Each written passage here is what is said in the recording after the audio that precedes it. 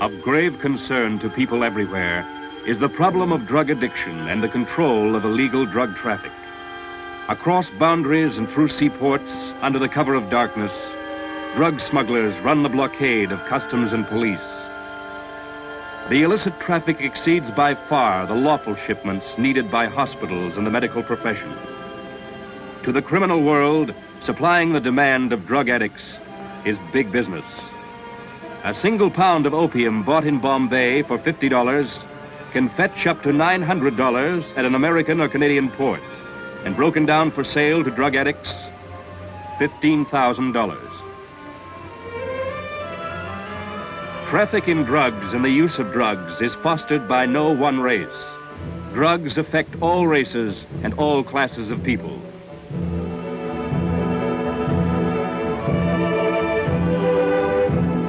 Crude and refined opium is brought in from producer countries, but pure opium is seldom used today. It is converted into other drugs in secret factories. The big demand is for these derivatives of opium, the narcotic drugs, useful in medicine to relieve pain and to induce sleep. Used without supervision, they can become dangerous habit-forming drugs. Once the habit is formed, the addict, taking his drugs in secret, must have a continual supply at all costs. But lawfully imported drugs are not available to him. He must turn to an illegal source. He must have his drugs several times a day or he suffers painfully. As he gets used to the drug, his need increases. And when he can no longer afford to supply himself, he tries a cure or pleads for a jail sentence. In jail, he is perfectly well without drugs after a period of sickness, but out of jail, he always returns to them, often against his will, and the vicious circle of pleasure and pain begins again.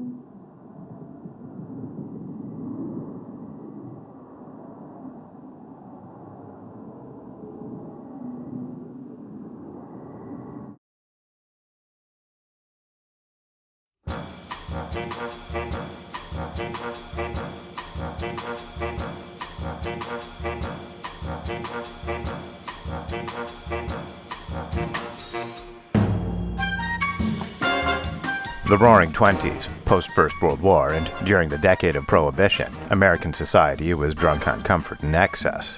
Feeling the highs of a booming economy at the heart of the Industrial Revolution, people were readily breaking molds of tradition and stepping open-armed into a new, modern era. The industrial boom, a direct result of America's eventual participation in the First World War, was a multi-benefit advancement. Mass production lowered costs all round, gainfully employed citizens, and society on the whole saw an explosive urban growth. Metropoli were born. Skyscrapers, public transit, commercial districts, high-rise residences, all around were the seeds of change. Automobiles had started to become commonplace. No longer were the days of horse and carriage. Travel became convenient and accessible. The introduction of mainstream media like radio and television was the dawn of the information superhighway and helped drive national culture and economy. Mass media connected the millions. Now accessible to everyone, things like music and art brought people together, and a growing few started to see past things like race or gender. Generationally bred traditional perspective was no longer majority rule, in the urban network at least, and people felt empowered constitutionally. Prohibition had succeeded in limiting the number of alcohol-related illness and injury and placating the pietist political Protestants that lobbied for it in 1920, although the federal knee-jerk is also largely responsible for the proliferation of organized crime. No longer commercially made, alcohol was now produced under moonlight by quickly growing in the open criminal syndicates and transported along dusty back roads with a few dollars in a case of bottles for the local patrolman. Not everyone was on board with Prohibition. Private saloons and speakeasies went from dark and dingy watering holes to packed and popular clubs. To many, prohibition only made alcohol more popular. It became a symbol of prestige and revolt. It wasn't until 1933, at the turning point of the Great Depression, that prohibition was lifted, marking a financial windfall for the government in taxes. As 14-year-old tensions over abstinence started to fade, community began accepting spirits back into their daily life, and for some, that also came with all the problems of drinking as a habit. Addiction wasn't new, but it wasn't something studied by any scientific or medical community yet, and the general mentality amongst the public was that drunks were just drunks, and that's just the way it was. Temperance work is correct in stressing that the use of alcohol leads to disease. Physical disease is the least important danger from the use of alcohol. The real danger is drunkenness.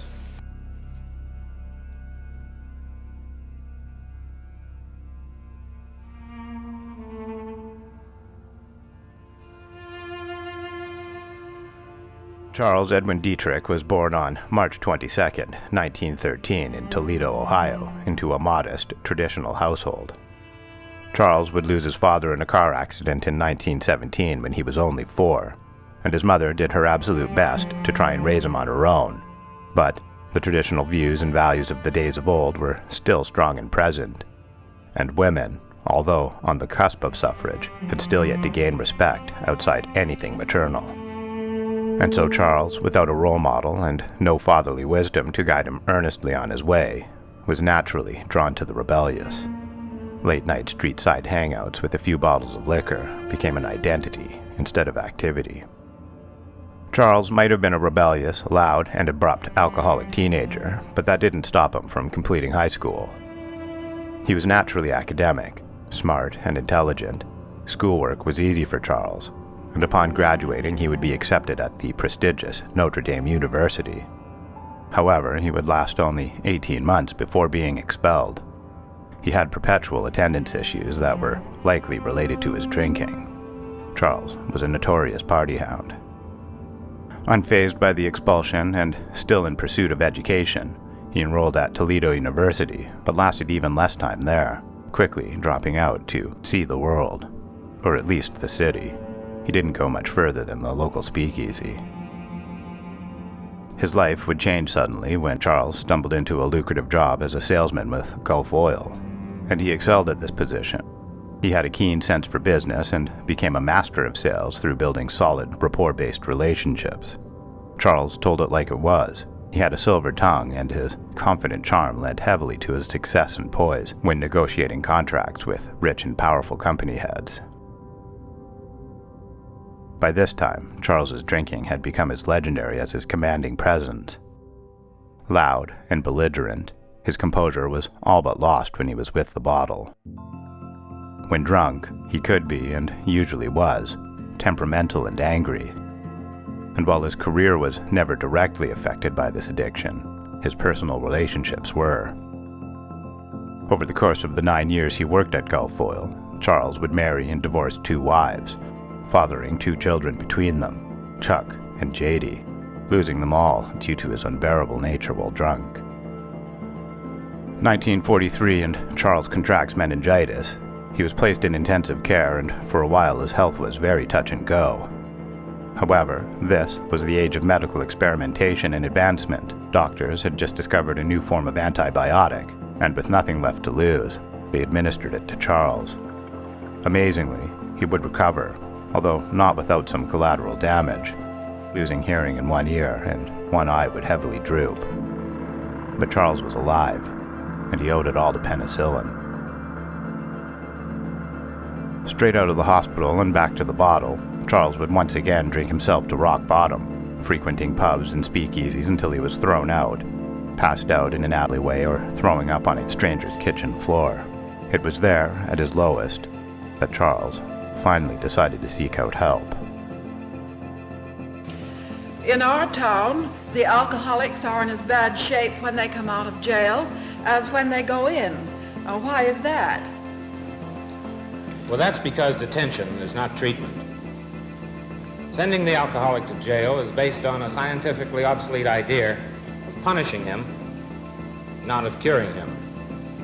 If a mother drinks while nursing, will the baby develop a taste for alcohol? If the mother were quite drunk, but still able to nurse, her milk might contain as much as 0.2% of alcohol. That's about as much alcohol as if you were to put 12 drops of vanilla extract in a glass of milk. The answer to the question is no. Alcoholics Anonymous identifies itself as a non-professional, non-denominational, apolitical, and unaffiliated fellowship.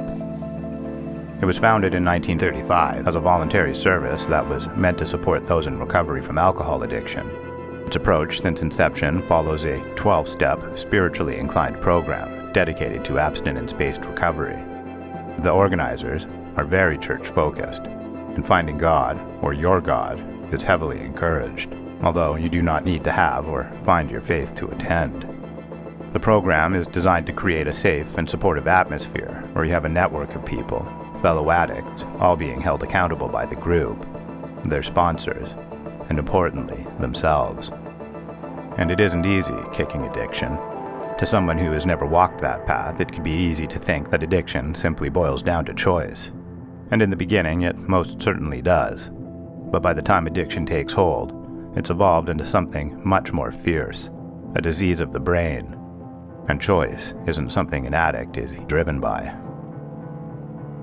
Recovery means routine needs to be broken, and that probably means leaving everyone and everything from that old life behind, the triggers and enablers.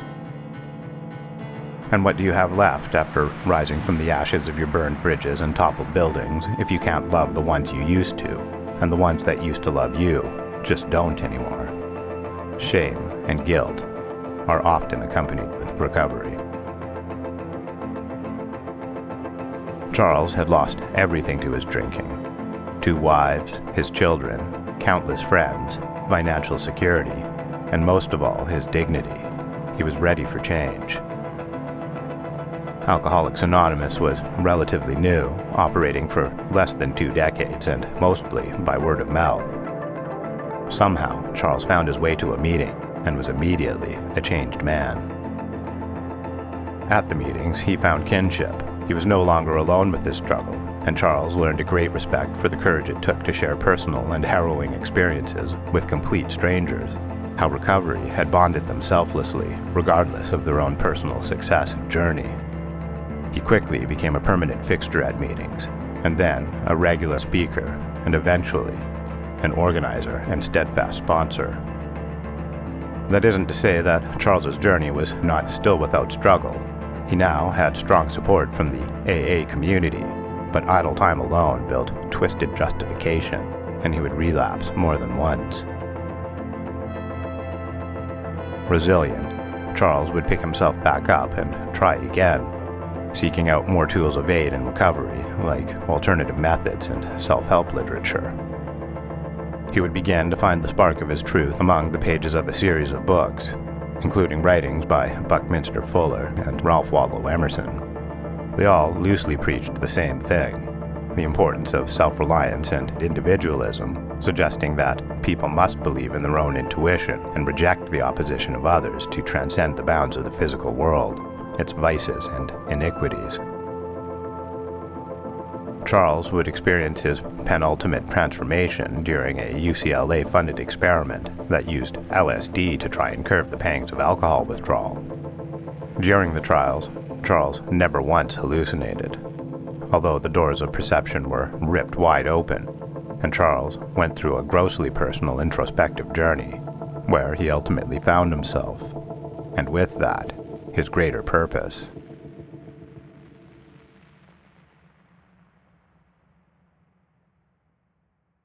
What about the coach's brother?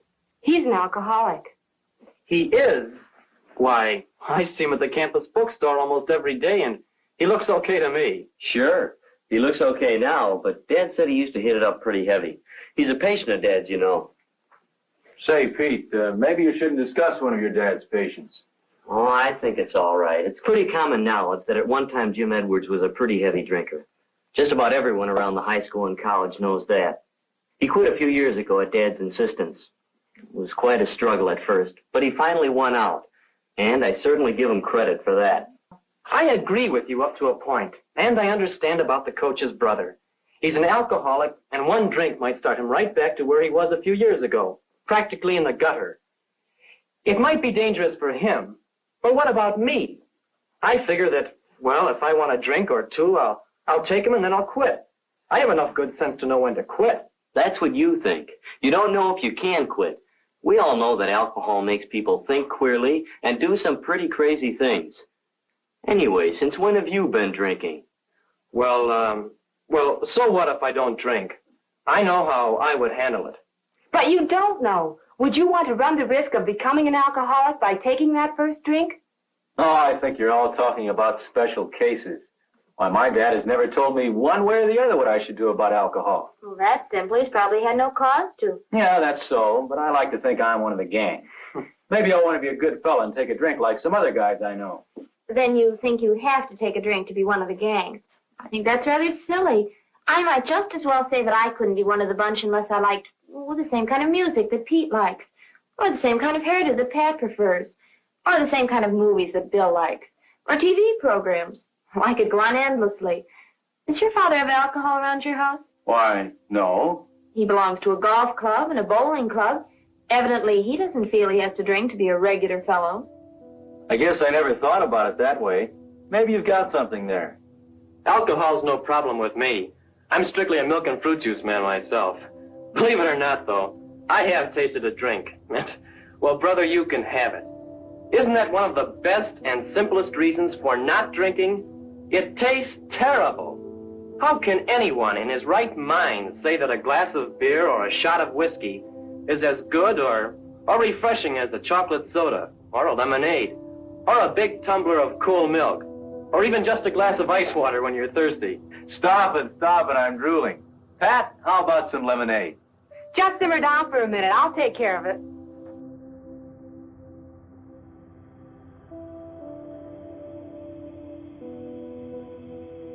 It's 1958, and Charles is now living in Santa Monica, California, renting a small apartment in Ocean Park alongside the legendary beachfront of Venice. Once settled, Charles immediately sought out abstinence-based support groups, although, despite seeing a very clear need for such a group, he found there were none. Without hesitation, Charles would open the living room of his small beachfront apartment as a place of safety and refuge for fellow addicts, holding nightly meetings that were based loosely on the sharing aspect of AA. Participants would gather and talk candidly of their journey, and try to remind each other of what it was like to be sober and in control. Small as it was, the meetings made a very real difference to those who attended. Charles was inherently charming despite his often abrupt and unwavering opinion. He was a natural leader, and his confidence and shared tribulation earned the group's admiration. It was clear that Charles truly and selflessly wished recovery for everyone, that he had their backs, and for the first time in a long time, the lost and wayward felt accepted. Word traveled fast about the meetings, and quickly, Charles's living room was standing room only. This was all the validation that Charles needed, and he would quit his job to focus solely on the meetings, using his unemployment check to rent out a storefront beside his tiny apartment to both hold the meetings and house the attendants, which now totaled 15 people. The storefront was really just a storefront and had no amenities. The residents showered with a garden hose that was run through the window of the store. There was no kitchen or fridge. It was an entirely open space. But the residents seemed happy. They would call themselves this small but growing motley crew of communally living recovering addicts, the Tender Loving Care Group.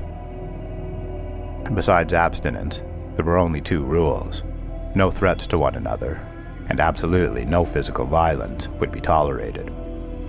Days with the group would be divided between house chores, therapy, and leisure time.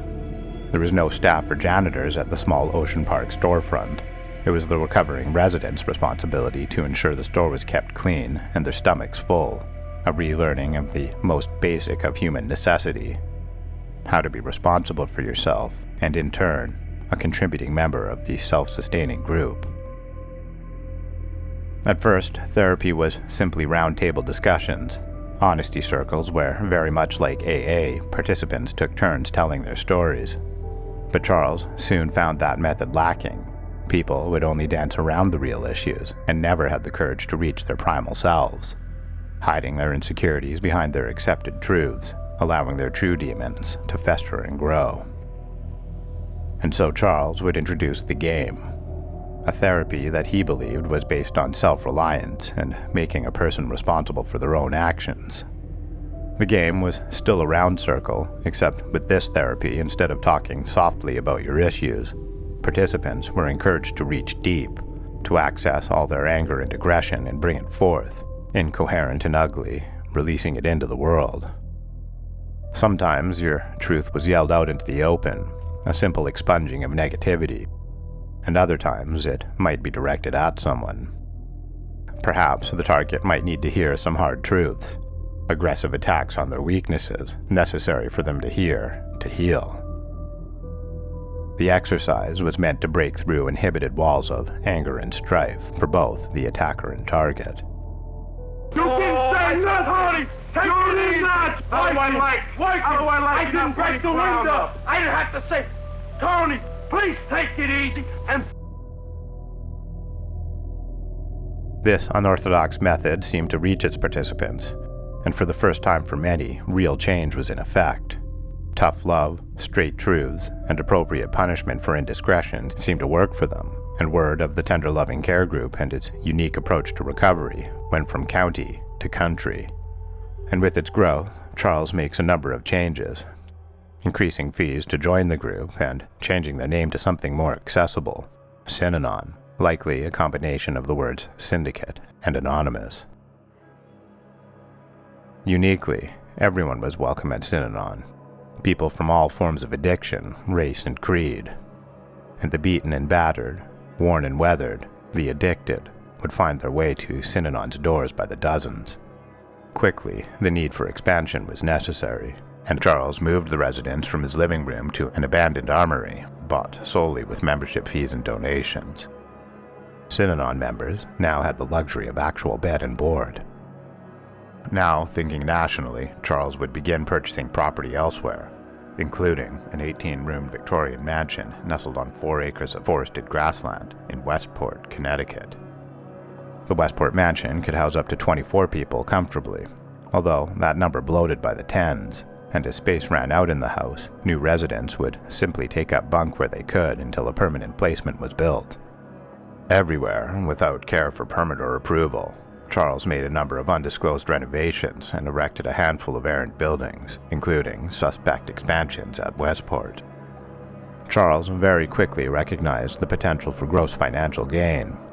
This community he had built was self-sustaining, funded by the residents and a growing number of donations. Overhead for the entire facility was minimal. Furthermore, Charles felt the therapy he developed, the game, could be effective with a much wider demographic. He felt he was limiting himself focusing on such a small percentile. The ultimate goal, after all, was simply self-improvement. A number of changes were made to the Synanon doctrine. The fees for the 2-year program were once again raised. Routine became slightly more restrictive within the compound, and contact with the outside world was closely monitored and generally looked down upon.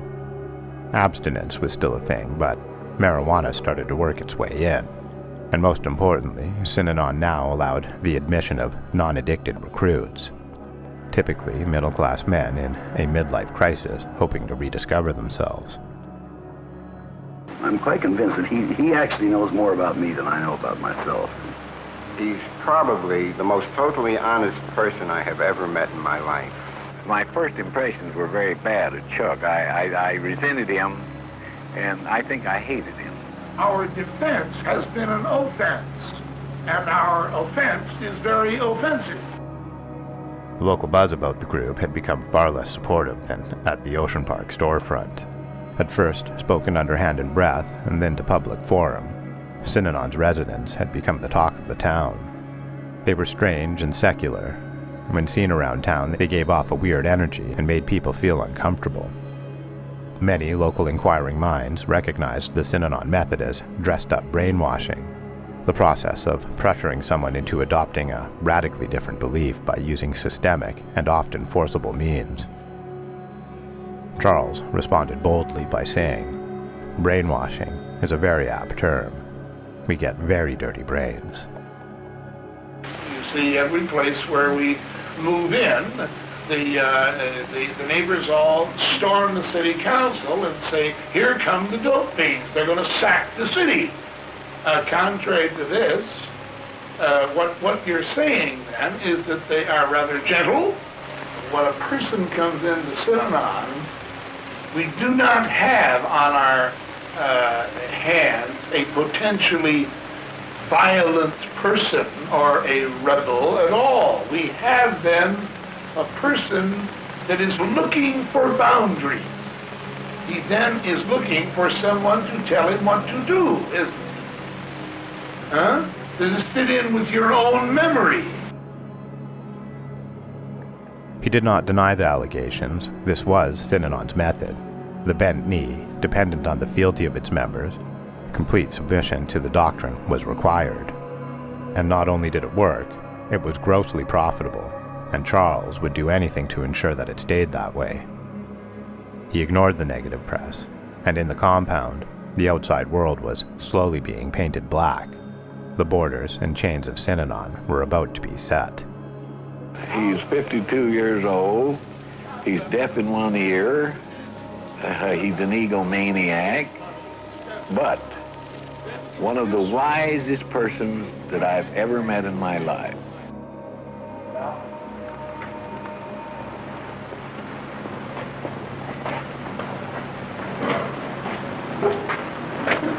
Please let me first and always examine myself. Let me be honest and truthful. Let me seek and assume responsibility. Let me understand rather than be understood. Let me trust and have faith in myself and my fellow man. Let me love rather than be loved.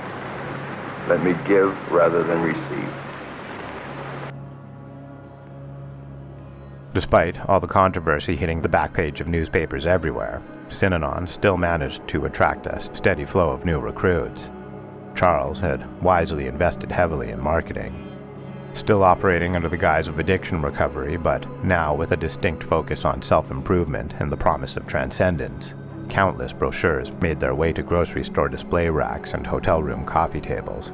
Seminars and recruitment events were held nationwide, and they even hired well-known actors and celebrities to help with their efforts.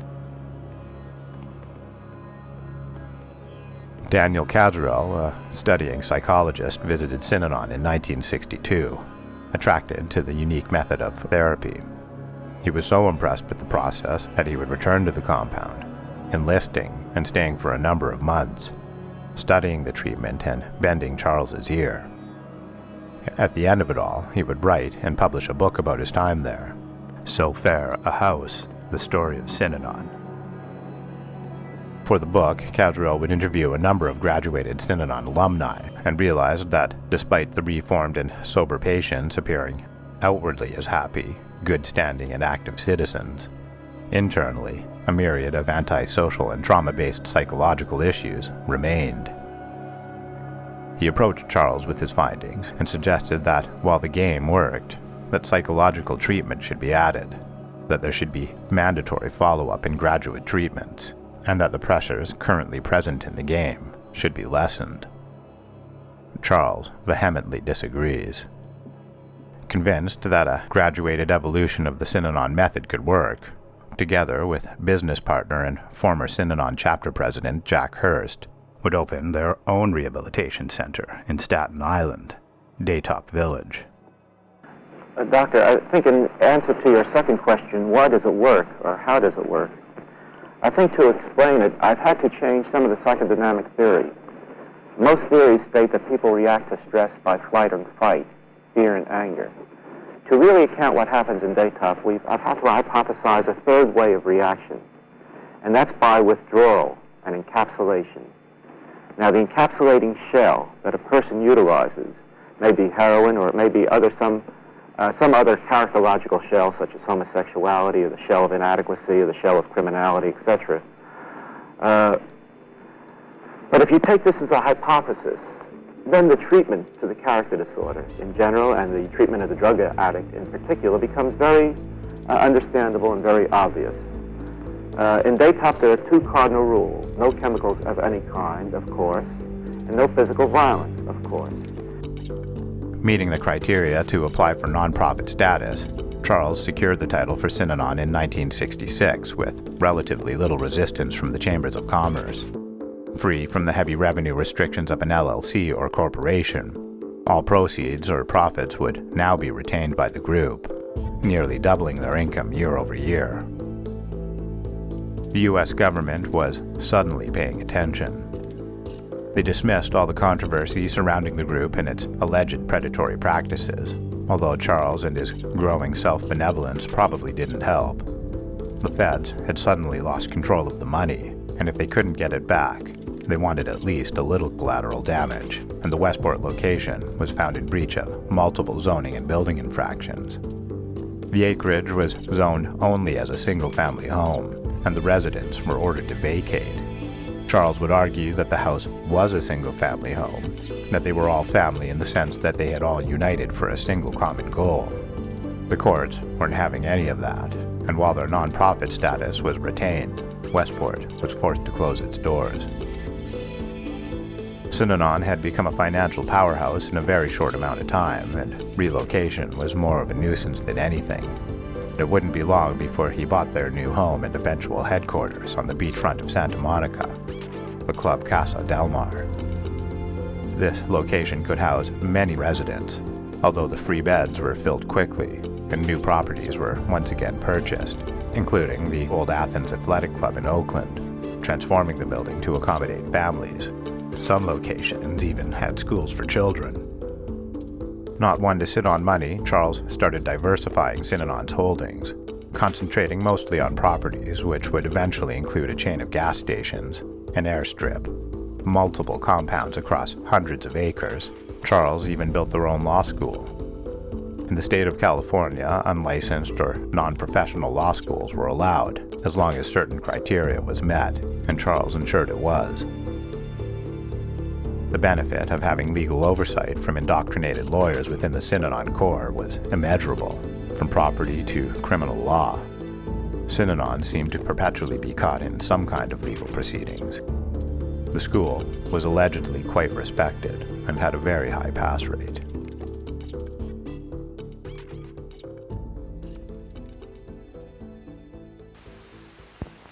Dope fiends are the big excitement. That's why everywhere everyone is talking about Synanon House, the house where dope fiends live together. Edmund O'Brien, work together. Chuck Connors, fight their way back.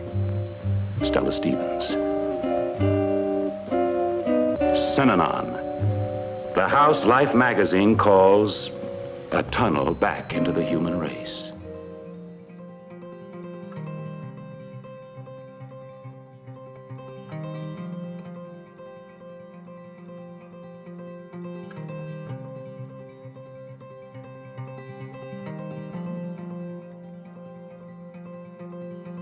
A cult and its foundations are very simple. It's the intricacies that add to the sinister mentality. Typically led by a single self-appointed leader, while some cults might operate surrounding religious belief and faith, not all of them do. What is important is unwavering devotion to the cult's doctrine, usually a deviant set of beliefs requiring extraordinary sacrifice, typically including complete isolation from the outside world. Control is very important, and question or doubt is typically dealt with swiftly and with extreme prejudice. A cult leader must be dynamic. They must have a bias for action and present themselves as constant and consistent. They must focus on its constituents and build strong relationships. All of these traits any leader, both natural and learned, would have. The difference is a cult leader has specific and usually self-serving motive. And because of that, things like humility, credibility and empowerment of others are typically absent, replaced with more sinister effects like brainwashing, gaslighting, manipulation, and lies. It's 1968, and the Synanon doctrine has reached near climactic heights, implying all the trademarks of a full-blown cult.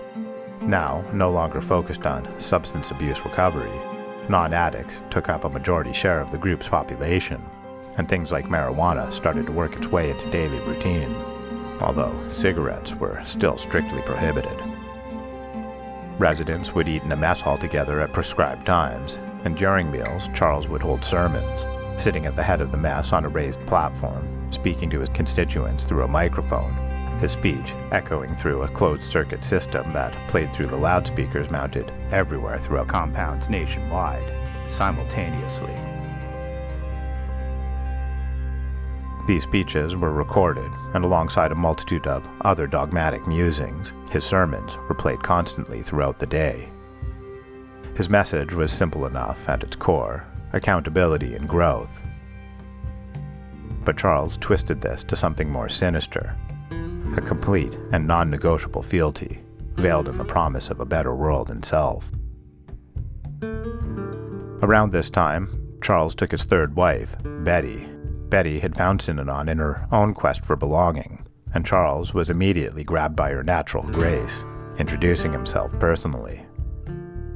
Betty was a woman of color, and societally in the 60s and 70s, interracial relationships were extraordinarily rare and generally looked down upon. Tensions over segregation by color were at an all-time high.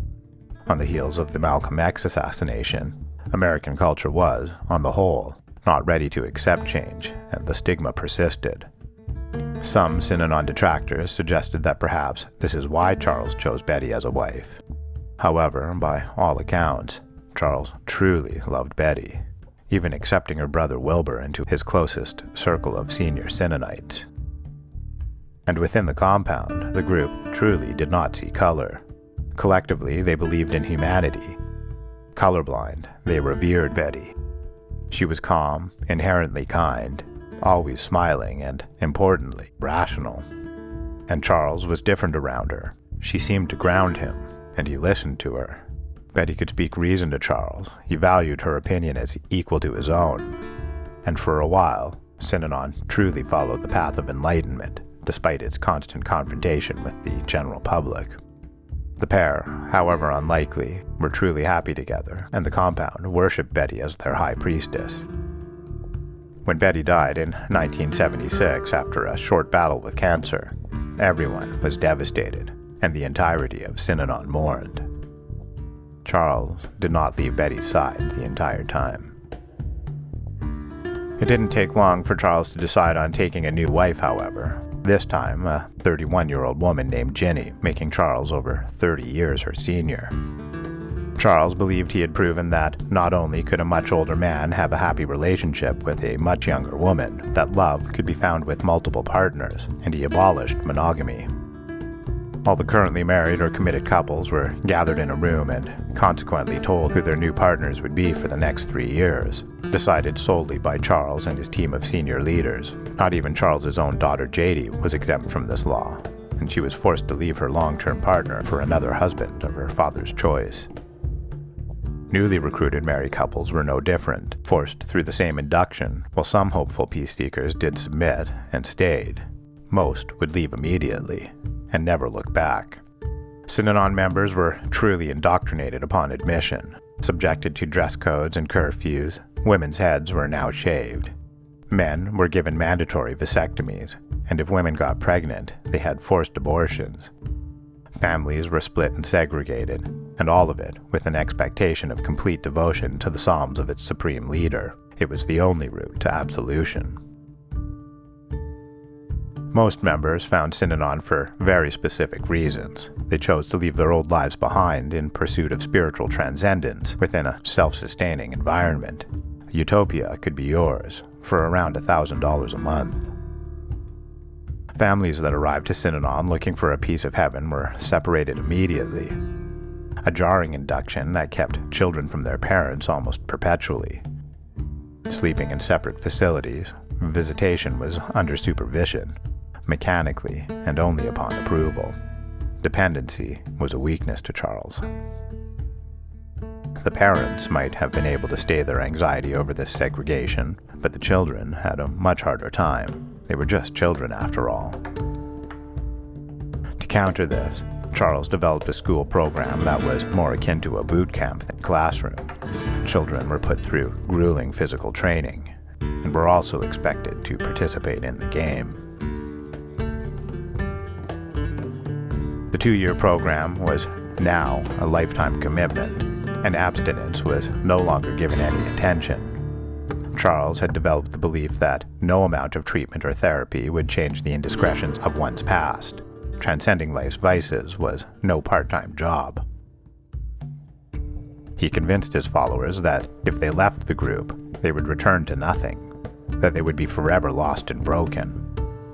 This perspective was bolstered with threat of severe reprimand, and the brainwashed many believed it. Understanding is usually confused with sympathy. They didn't do that here. They literally trapped me into walking just enough steps till I found myself, and I guess Thomas Wolfe said it. He said, you can't go home anymore. If you begin walking, you can't go home anymore. Charles had developed a growing paranoia, partly due to the growing backlash the group was receiving from the general public, and the rest from the dissension of Synanon pledges.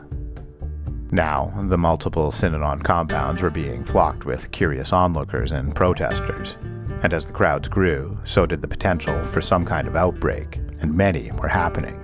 Physical assaults on Synanon members caught outside the compound were becoming commonplace. And internally, there was a growing divide within the group. The original, addicted members were feeling left behind. Synanon no longer focused on recovery and even allowed things like weed into the doctrine, and many of them wanted out.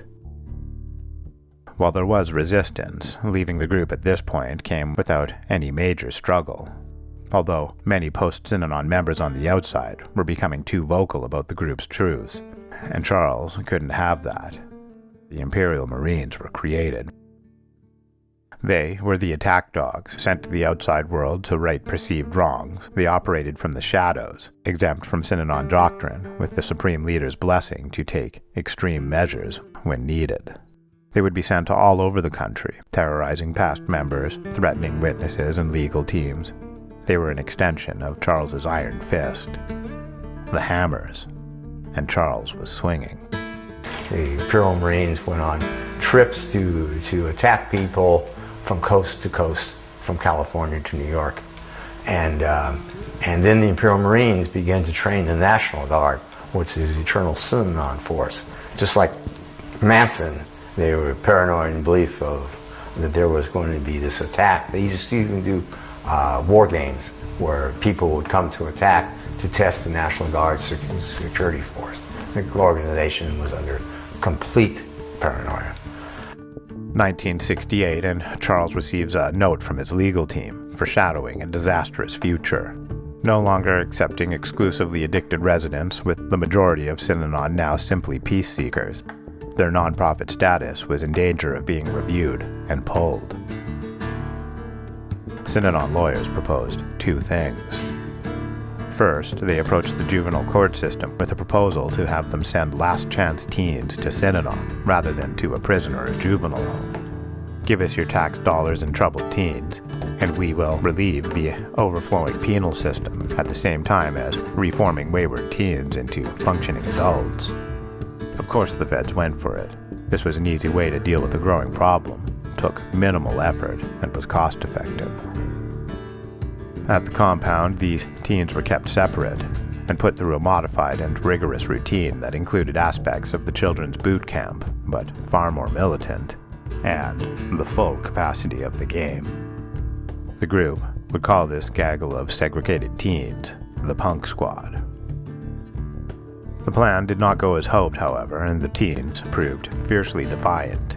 Unlike natural Synanon followers, these were young and rebellious teens, and they weren't about to drink the Kool-Aid being given. Collectively, the Punk Squad acted out, time and time again, most of them attempting multiple escapes, disrupting the eerie, subservient ambience that the residents had gotten used to. Nothing seemed to work with them, and so finally, Charles makes the decision to remove one of the group's core rules and allowed physical violence. He would argue that in these types of scenarios where all other methods failed, physical punishment was the only option left. Much of the group was confused by this sudden change in a core value. At first, they were told that physical violence was bad and that it should be punished, and many agreed. But now, they were being told that violence was good and should be rewarded. The game was also evolved to allow this new doctrine amendment, and alongside the verbal stripping of humanity, the punished would be publicly beaten. Charles's loudspeaker rhetoric evolved to justify the means, and while the majority of members would eventually accept this new doctrine, many started to question their commitment, and even more started to try and find a way out. The teen program quickly failing, the second proposal was suddenly considered, although it was certainly on the forefront of Charles's eventual agenda. What if Synanon applied for religious status? It would allow them to continue not paying taxes, and being deemed a religion would answer all the questions making rounds in public arenas, like, why did no one leave, and why does everyone have to obey? There was really only one thing left to answer. Who would be God?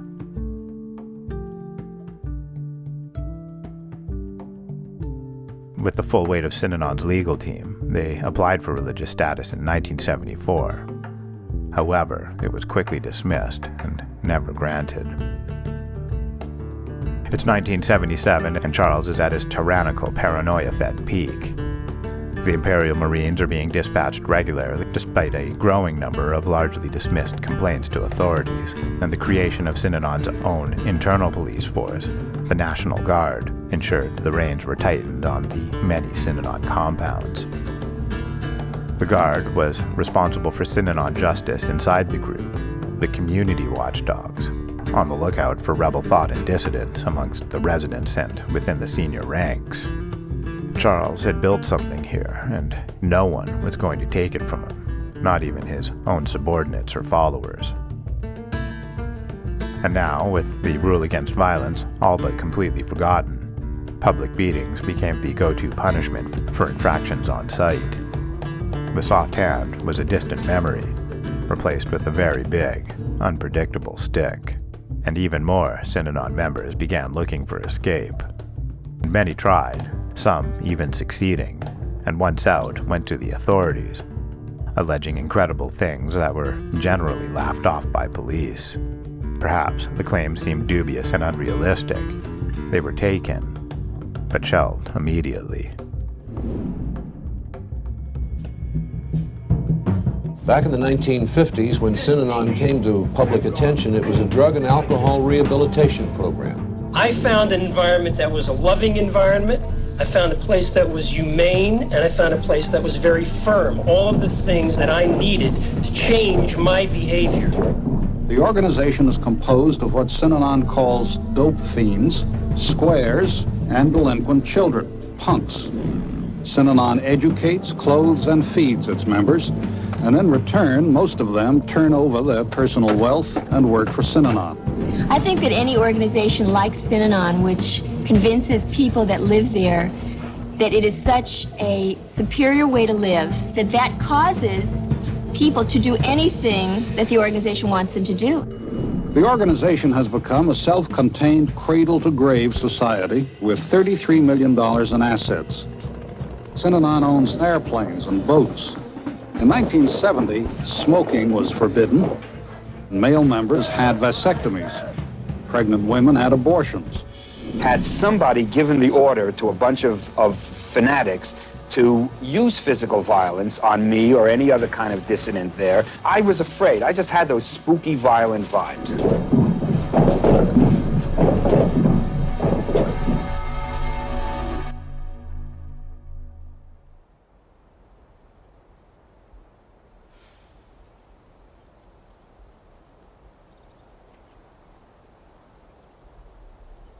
Paul Morantz was a young lawyer and investigative journalist who made a name for himself in the early 70s by uncovering a criminal conspiracy with a nursing home that kidnapped homeless addicts and held them captive for their pension checks. Around 1977, he turned his sights on Synanon, and the deeper he dug, the more he realized the criminal conspiracy present within the walls of the compound. With a growing list of clients, evidence, and testimonies at the ready, Paul would file a number of suits against Synanon, the first being on behalf of a couple who claimed the wife was kidnapped and held captive at the Synanon compound. Paul won, and the couple received a settlement of $300,000. This landmark win acted as a beacon of hope for many. Synanon survivors who were once silenced, or perhaps just never had the courage to speak, came forward by the droves, and Paul's network grew exponentially. Synanon survivors on the outside connected Paul with partisans on the inside, and together they built a mountain of evidence against Charles and Synanon. All Paul's efforts were a landslide effect. Suddenly, major news networks and federal institutions were paying attention, and multiple investigations were launched into the validity of survivor claims, including a hard-hitting exposé from Time magazine, a scathing report that fingered Synanon for child abuse, systemic brainwashing, questionable ritual practice, and followed the money the cult earned, all of it straight to Dietrich. Inspired by all the forward motion from the growing press attention and Paul's heroic legal action, Phil Ritter, a liberated Synanon member, had lost his daughter to Synanon and went to the compound to try and get her out. He was met by the Imperial Marines of the National Guard and viciously beaten in the street. Phil quickly lost consciousness, but the attack continued, only stopping after someone who happened to be passing by screamed out in horror. Phil was taken to a hospital and immediately admitted to intensive care, where he narrowly escaped death from a fractured skull. With all the media attention surrounding the attack on Phil and the snowballing power of Paul and his multiple suits against Synanon, for the first time since inception, the group was in very real danger, and Charles wanted it dealt with. Paul didn't take all the threats from the Imperial Marines very seriously at first. Things like celebrity death warrants only happened in the movies. This was such a high-profile case it would be the group's final undoing if an attempt was actually made on Paul's life. So he would continue with his investigations, bolstering evidence for the many upcoming suits he had against them. Paul's network of people working with him on the case against Synanon was now broad and wide, with multiple contacts on the inside, even including members of Synanon's legal team. And it wasn't long after the attack on Phil Ritter that someone on the inside reached out and warned Paul. The Marines have your address, and they're coming for you. October 10th, 1978, and Paul was just coming home from work, and he noticed what he thought might be an elongated package on a grill near his door. Not wearing his glasses, he put his things down and went to retrieve the parcel. Mindlessly, he lifts the top of the grill, reaches in and grabs the package, only to realize he has just grabbed the body of a very large rattlesnake. It strikes, and Paul recoils and slams the grill shut. Luckily, his neighbors were home, and while one called 911, the other tied a tourniquet on Paul's arm. He was rushed to the hospital and tells authorities without a doubt it was Synanon. Paul would recover, but not without some lasting physical complications and chronic PTSD.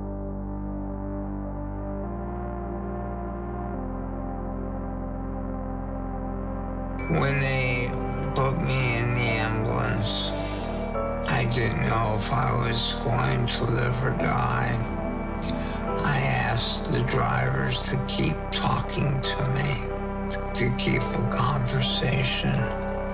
At the same time, I thought that if I die, that I hoped there was a heaven and that I would see my father and all the dogs that I had all my life.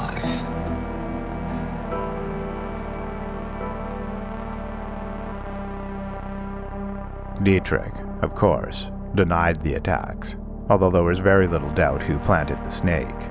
Synanon's bold attempt at murder was representative of the heights to which Charles's delusions had risen.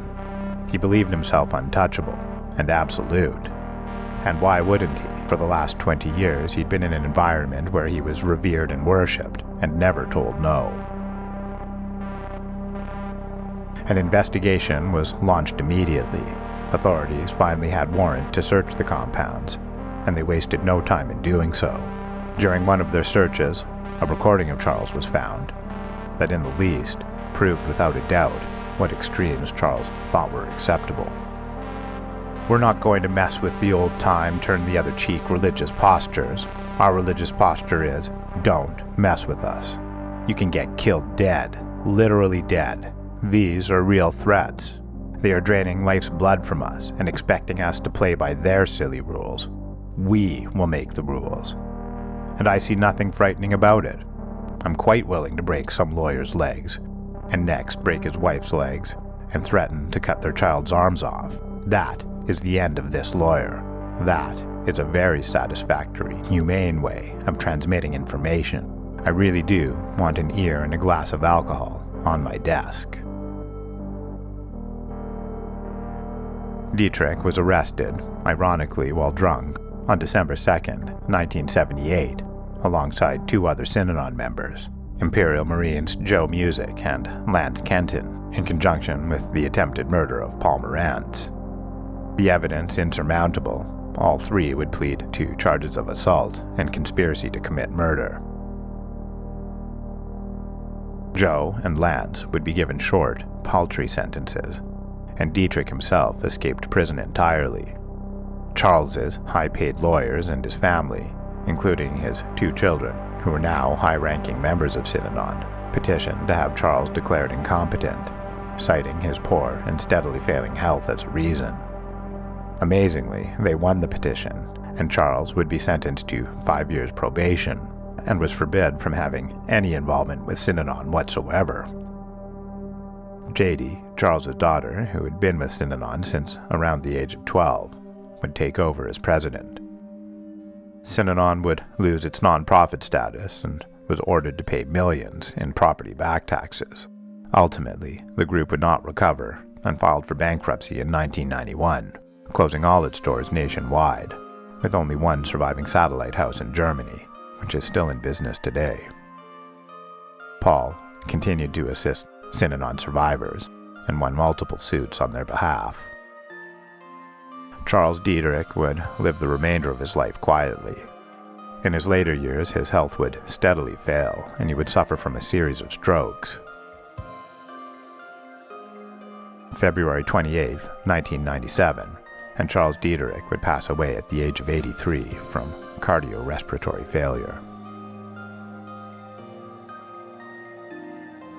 Among many things, Synanon's dissolution was ultimately a result of its increasingly delusional leader and the sociopathic methods he utilized to maintain control. The tender loving care group and its core vision was lost along the way, and recovery became an expectation rather than a journey supported by your peers, and the veiled pursuit of power and money took its place.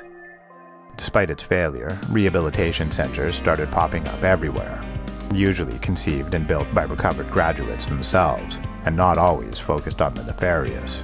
Most share the common goal of recovery and abstinence through supportive, self-driven growth.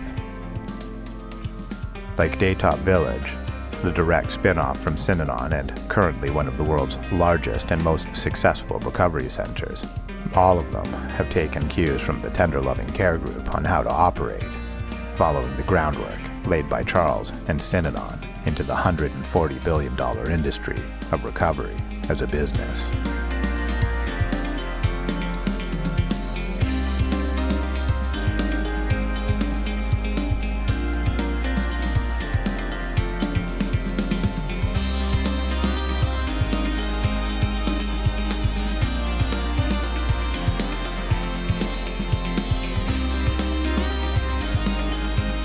Thank you once again for watching or listening. I apologize for the length of time it's taken me to get this episode out. Truth be told, it started as something entirely different, and as research went on, and very late in the game, I realized I could not tell one story without first telling two others. And so the episode on Julie Marar is now a trilogy, and much of my focus has shifted off the original case. The second part won't be far behind. It's almost complete. I have a Patreon, and now YouTube memberships.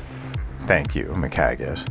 Both of which are ways you can support the channel for about the cost of a cup of coffee a month. I admit I've been slacking a bit. Real life has been hectic lately. But on my Patreon, I try to upload supplemental materials like court transcripts, PDF files, and uncensored footage when possible. I affectionately consider my patrons and YouTube memberships my producers. It isn't just a fancy title to me.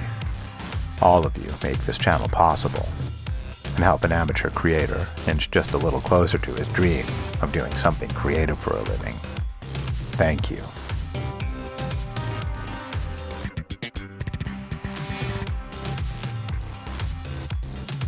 Mail from Gina, Abby Spencer, It's Bartel, Nobody Important 211, Diamond J, Sweet Dreams, McHaggis, Rainy Day J 5845, Lindsay Brandon 314-2, Kathleen Nash, Irene D, Sean Bailey, Saloma Simmons, Dagan Yum, Morgan Bott, The Endless, McHaggis, Hard as Nails, 1515 Cando. Thank you.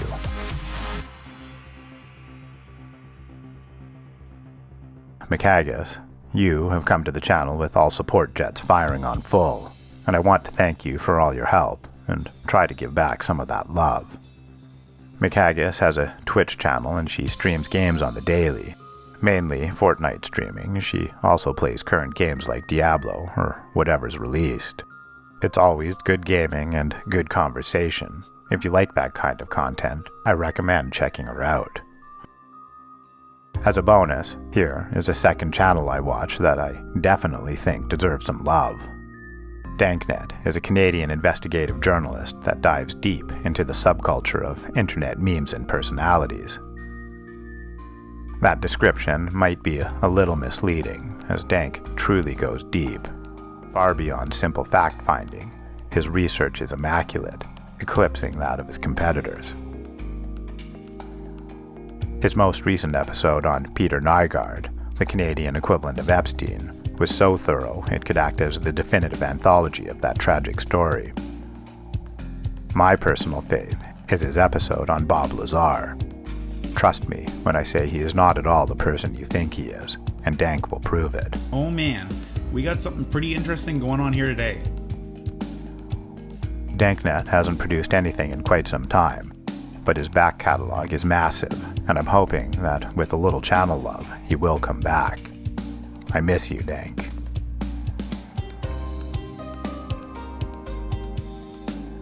I want to thank everyone who's taken the time to reach out either through email or comments to make recommendations for future episodes. Most, if not all, have made it to my research folder. Now, growing immensely, it's almost overwhelming. But please don't stop. I never know what's next until I do, and I hope to get to all of them in the future.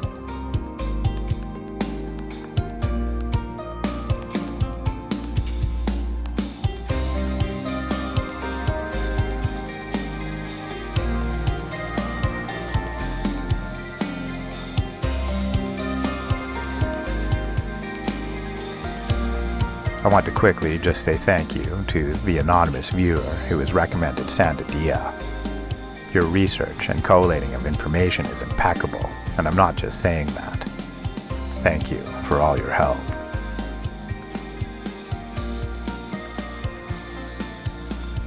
Thank you once again for joining me for this, Season 4, Episode 2 of Something Criminal.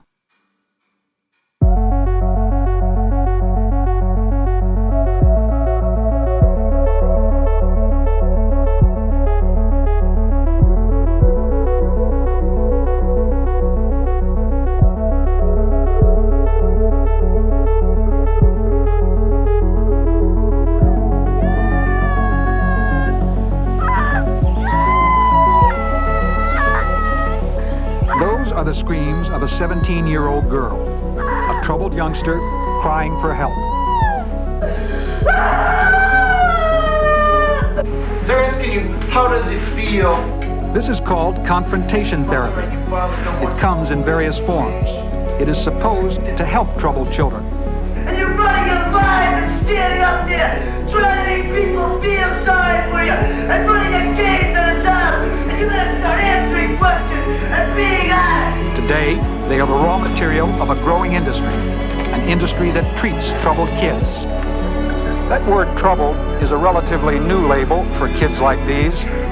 It used to be that we had bad kids who were locked away in reform schools and sick kids who were locked away in mental hospitals. But in the past decade, we've been seeking an alternative. Instead of simply punishing unacceptable behavior, we've been looking for ways to change that behavior. This facility, called Elan, claims to be able to do that. Elan is a leader in an expanding coast-to-coast industry, parts of which we'll look at tonight. Elan's defenders claim it has the most consistently effective program for salvaging young people who are too difficult for other facilities to handle. Joe, you make no bones about it. There is corporal punishment here at Elan. Tell us about it. What are the stages it comes in? Who's it administered by? Well, it's administered by the kids, first of all. Corporal, it's a harsh term. Okay, what it is we have the ring, okay, which everybody misinterprets. It's not a boxing ring, it's a ring of human people. Youngsters who are accused of being bullies are forced to fight continuously against a series of opponents until they are beaten. It was more than just the boxing ring. It was sort of, you could say, a kill situation where I stood no chance even in defending myself. It was too much. It was definitely too much. The school in the evening is a big thing for us. The kids really enjoy school at night. It's such a natural progression for their day because they work on their feelings all day long. They work through their issues all day long. When school rolls around, they can really focus on the academic piece. All day long, they deal with feelings, as you well know. In the house program, they deal with feelings from the time they get up in the morning until they finish dinner. Dealing with feelings is very hard. It's not something they like doing, but it's something they truly need to do.